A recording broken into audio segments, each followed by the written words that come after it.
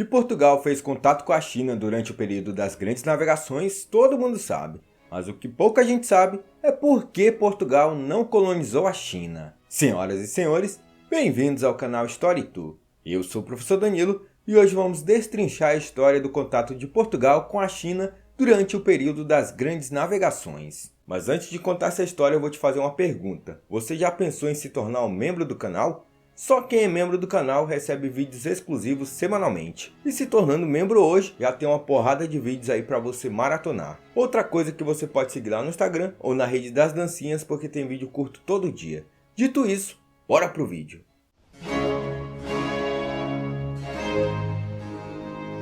Desde o início, o objetivo de Portugal com as grandes navegações era chegar na Índia, onde rolava o lucrativo comércio das especiarias. As especiarias eram aqueles produtos especiais que eram raros em Portugal, tipo porcelana, ouro, prata e tempero. Portugal conseguiu completar esse objetivo em 1498 com a expedição de Vasco da Gama. Assim, eles conseguiram ter uma rota completa pelo Atlântico para conseguir esse rico comércio de especiarias. Não demorou muito e conflitos com a Índia começaram a ocorrer. Além disso, os navegadores portugueses começaram a navegar para além da Índia e chegaram na China e até no Japão. A princípio, Portugal conseguiu estabelecer colônias na Índia, mas na China e no Japão a coisa foi bem diferente. Já contei aqui no canal os motivos que levaram Portugal a não colonizar o Japão. E agora vou contar por que Portugal não colonizou a China. Mas para eu te contar essa história, a gente tem que voltar um pouquinho aqui no tempo. Senta que lá vem a história. Antes de aportar na China, os portugueses passaram a recolher o máximo de informações junto à costa indiana sobre os chineses. Ficaram sabendo que eles sabiam navegar por aquelas águas, mas estavam há 60 anos sem atividades marítimas. Naquela época, a China estava sendo comandada por uma nova dinastia, a dinastia Ming. A nova dinastia considerava desonrosa a atividade comercial marítima.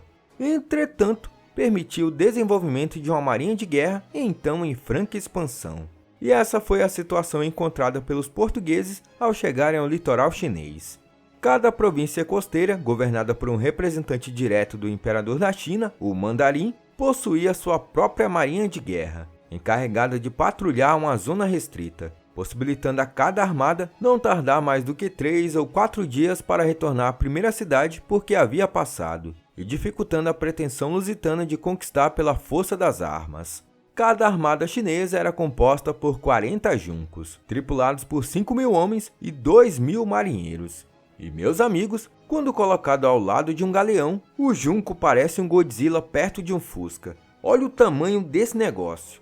A despeito da vantagem lusitana no uso dos canhões e das armas de fogo, equipamentos que eram desconhecidos pelos chineses, que tinham outros usos para a pólvora, o tamanho e o poder de manobra nas embarcações chinesas amedrontavam e faziam os portugueses evitarem os confrontos em mar. Tendo afinal encontrado um povo capaz de resistir a uma invasão, os portugueses resolveram ter outra tática. A tática era a boa e velha diplomacia. Para além de uma marinha de guerra forte e um exército numeroso, a própria forma de governo centralizado da China impedia que os portugueses encontrassem aliados nativos. Assim, eles não tinham outra opção a não ser negociar. Ao contrário do ocorrido em relação a outros povos com quem travavam primeiros contatos, os lusos ficaram impressionados com a organização social chinesa, suas cidades, sua tecnologia e, diga-se de passagem, a sua tipografia. Consideravam os chineses muito corteses, o que era um grande elogio.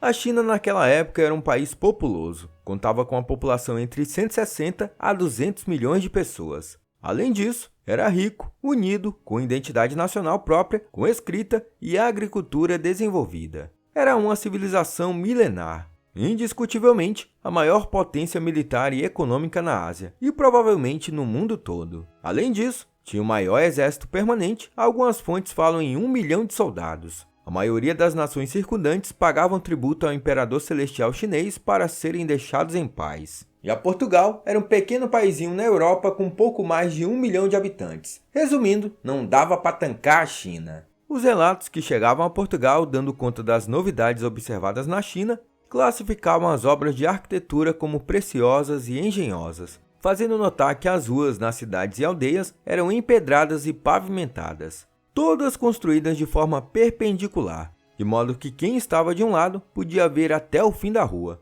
por mais comprida que ela fosse, por causa da sua retidão. As casas também impressionaram os portugueses. Eles diziam que nada em Lisboa em termos de arquitetura, organização e saneamento básico se equiparava ao encontrado na China. A disparidade entre a capital chinesa e a portuguesa era gritante. Pequim, a cidade celeste, por ser a residência do imperador, era cercada por uma muralha com vários portões e entradas, a qual de tão grande, segundo relatos de portugueses, o homem a cavalo não poderia percorrer em todo um dia a distância entre um ponto e outro.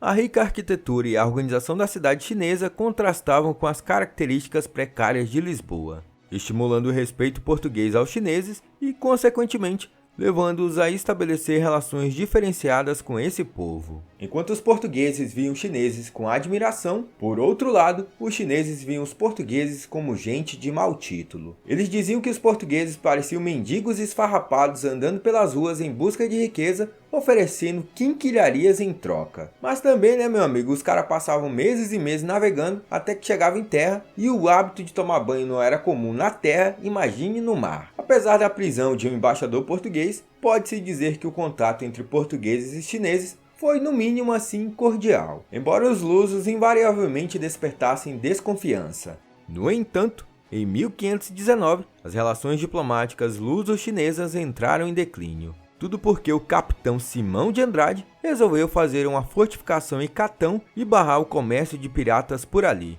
Os oficiais chineses ficaram ofendidos, pois acreditavam que só o imperador chinês tinha poderes para determinar aquilo. Mas as vias de fato não ocorreram. O imperador Wu Tsung chegou a um entendimento pacífico. Os chineses acabaram permitindo o livre comércio em suas terras e os portugueses passaram a respeitar a soberania chinesa. Assim, eles frequentariam o litoral da China sem tentar fundar feitorias ou fortalezas. Entretanto, quando Wu Tsung faleceu, tudo mudou. O sucessor de Wu Tsung teve uma postura diferente com os portugueses. Ele proibiu oficialmente os portugueses de comercializar em suas águas. A partir de então, por mais respeito mútuo que houvesse entre as partes, segundo a ótica dos observadores lusitanos contemporâneos dos fatos, os portugueses passaram a ser tratados por toda a China com ingratidão e descortesia. A má fama que os portugueses construíram na África e na Índia também se espalhou pela China, e foi confirmada pelo capitão Simão de Andrade. Os chineses não iriam facilitar as incursões portuguesas em seu domínio. Por esse motivo, a coroa portuguesa resolveu entregar o comércio com a China a particulares, aqueles aventureiros que estavam dispostos a se arriscar por uma boa e velha riqueza. Tal situação durou até 1554, quando o imperador chinês finalmente resolveu deixar que os portugueses comerciassem naquela região. Mas tinha uma condição: o comércio seria restrito a apenas uma cidade. Essa cidade seria Macau.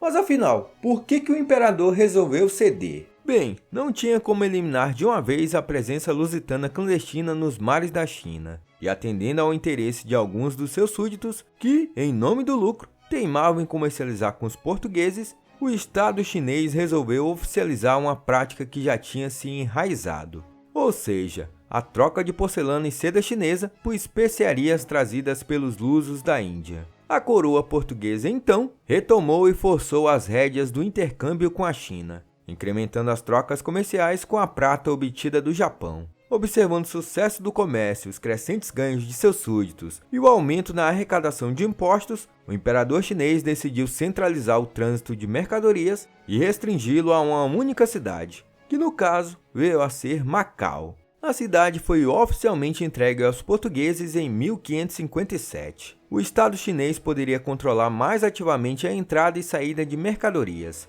fiscalizando de perto o pagamento de impostos e intermediando as trocas comerciais ao monopolizar o transporte de gêneros de vários pontos do litoral da China para Macau, de onde os portugueses levavam a seda e a porcelana para a Índia e de lá para a Europa ou para o Japão, fazendo o caminho inverso com outras mercadorias que se somariam às especiarias e à prata. Apesar de tudo, o comércio com a China era um negócio lucrativo, que incrementou os produtos transportados pela carreira da Índia.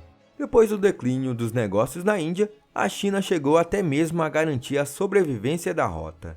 Para além de que a civilização chinesa era tecnologicamente avançada e tinha uma estrutura administrativa centralizada muito eficaz, era impossível um país pequeno como Portugal dominar e colonizar pela força um território como aquele, ou sequer parte daquele território. O que Portugal conseguiu em Macau foi por mútuo acordo, por a China reconhecer como vantajosa a presença de um entreposto comercial. Com o tempo, Portugal viu outras nações europeias crescer o olho para aquele lugar. Em 1684, as autoridades chinesas permitiram que outras nações europeias comercializassem naquele lugar. Aí você já viu, né? Inglaterra, França e Holanda aproveitaram essa situação, o que foi um tiro no pé para os portugueses. Macau continuou a prosperar como porto comercial, mesmo que os seus dias de glória fosse agora apenas uma memória distante. À medida que o século XIX avançava, os navios mercantes britânicos paravam frequentemente em Macau a caminho de Cantão. Foi neste século que Macau entrou realmente em declínio e sofreu a negligência vista em muitos outros postos avançados do Império Português. As fortunas da colônia foram gravemente afetadas pelo assoreamento do porto e pela ascensão de Hong Kong, seu vizinho poderoso. Em 1951, Macau tornou-se formalmente uma província ultramarina de Portugal. Em 1987, o governo português concordou em entregar a colônia à soberania chinesa em 1999. Parte do acordo era que o sistema capitalista de Macau deveria continuar por 50 anos. E assim como ocorreu com Hong Kong, Macau tornou-se uma região administrativa especial da República Popular da China. Em 2005, a Unesco classificou os edifícios históricos de Macau, como catedrais, igrejas e casas, como patrimônio mundial. E até hoje, é comum ver habitantes falando português por lá. Então é isso, pessoal. Chegamos ao final do vídeo e espero que vocês tenham gostado dessa história. Lembrando que tem um vídeo aqui sobre o Japão, por que o Japão não foi colonizado pelos portugueses, e eu pretendo fazer um vídeo por que Portugal colonizou a Índia. Ou melhor, colonizou partes da Índia. Será que vale a pena também um vídeo sobre por que Portugal resolveu colonizar o Brasil? Ou por que Portugal atrasou a colonização no Brasil, já que os portugueses chegaram por aqui em 1500 e o Brasil só passou a ser colonizado em 1530? Será que vale a pena? Se você quiser ver esses vídeos, comenta aqui que eu posso fazer. Se você tiver também algum complemento ou alguma correção, deixa aqui embaixo que eu leio todos os comentários. No mais, se você não é inscrito, se inscreva. Se você não deixou o like, deixa aqui. E considere ser inscrito no Story2Flix, o clube de membros aqui do canal. Dito isso, falou!